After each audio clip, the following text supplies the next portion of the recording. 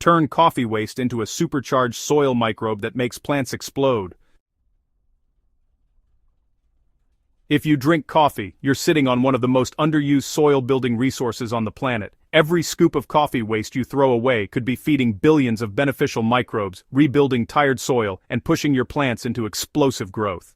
Here at Rootshaven Grounds, we don't chase expensive fertilizers or hype products. We work with nature, microbes, and simple wastes that most people overlook.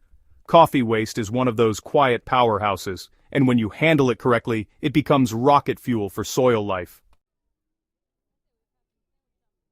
Why soil microbes matter more than fertilizer. Healthy plants don't start with nutrients, they start with microbes. Bacteria and fungi are the invisible workforce that unlock nutrients, protect roots, improve soil structure, and help plants access water during stress. When soil life is weak, even the best fertilizer goes to waste.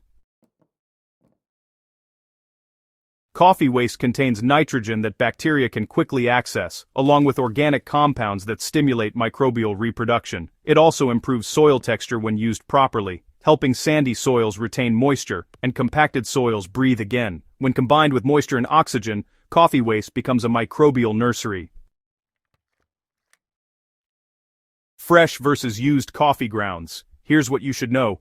Only used coffee grounds belong in your garden. Fresh coffee is actually acidic and can suppress microbial activity, which isn't what we want. Brewed grounds, on the other hand, have already lost most of their acidity and caffeine, making them safe and, honestly, pretty beneficial.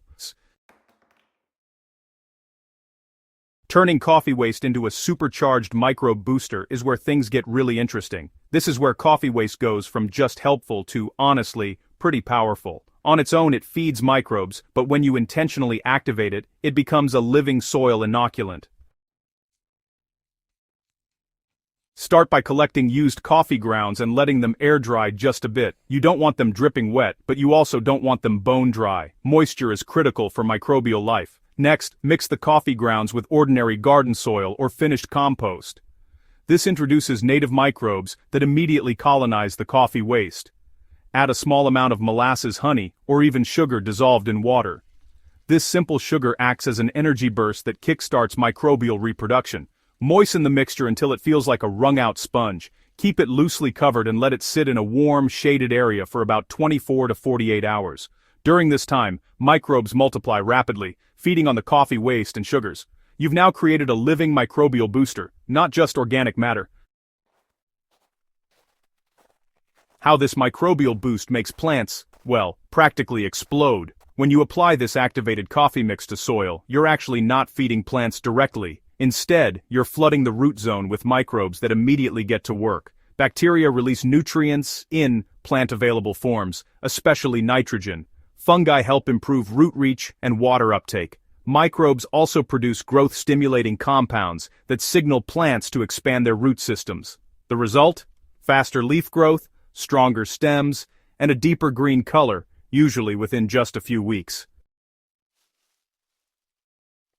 Here's how to apply coffee microbe boosts safely. Moderation really matters. Coffee waste is powerful stuff, but more is definitely not better. Spread a thin layer of the activated mix around your plants, keeping it a few centimeters away from the stems. Then, lightly water it in to help those microbes move into the soil.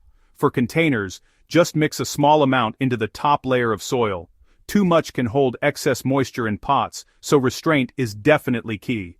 For garden beds, this method shines when you apply it before planting or as a mid-season soil refresh.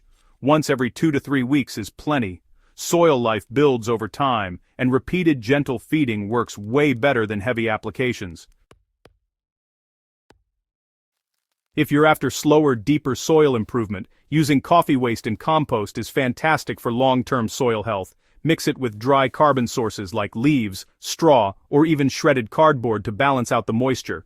Coffee waste speeds up composting by feeding those heat-generating microbes, so you end up with rich compost faster. Compost made with coffee waste tends to be darker, finer, and more biologically active. When you add it to soil, it improves structure and feeds microbes for months instead of just days. Common mistakes that kill the benefits. Let's talk about those. One of the biggest mistakes gardeners make is dumping thick layers of coffee grounds directly onto soil. This actually compacts, blocks oxygen, and can suppress microbial activity, which, is the opposite of what we want. Always mix or spread coffee grounds thinly.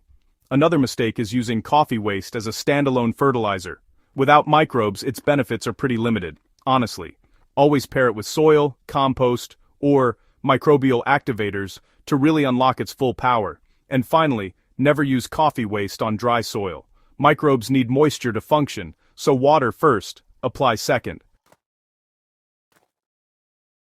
So, which plants respond best to coffee microbe boosts? Leafy greens respond quickly, showing darker leaves and faster harvest cycles. Tomatoes, peppers, and brassicas benefit from stronger root systems and steady growth.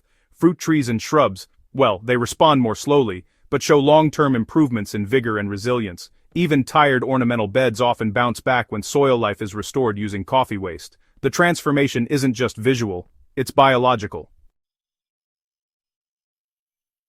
Why does this method fit the Rootshaven Grounds philosophy? Well, at Rootshaven Grounds we believe gardening should be practical, affordable, and rooted in real soil science, not just marketing hype. Coffee waste is free, accessible, and honestly, it's pretty powerful when you use it right. It helps close a waste loop, builds up soil life, and gives you visible results without harming the environment.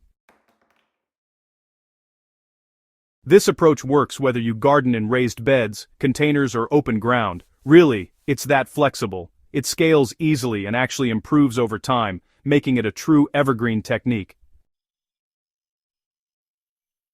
So, here are my final thoughts. Let microbes do the heavy lifting.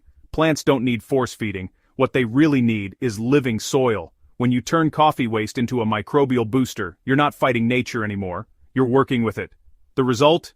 Healthier soil, stronger plants, and gardens that get better year after year instead of just burning out.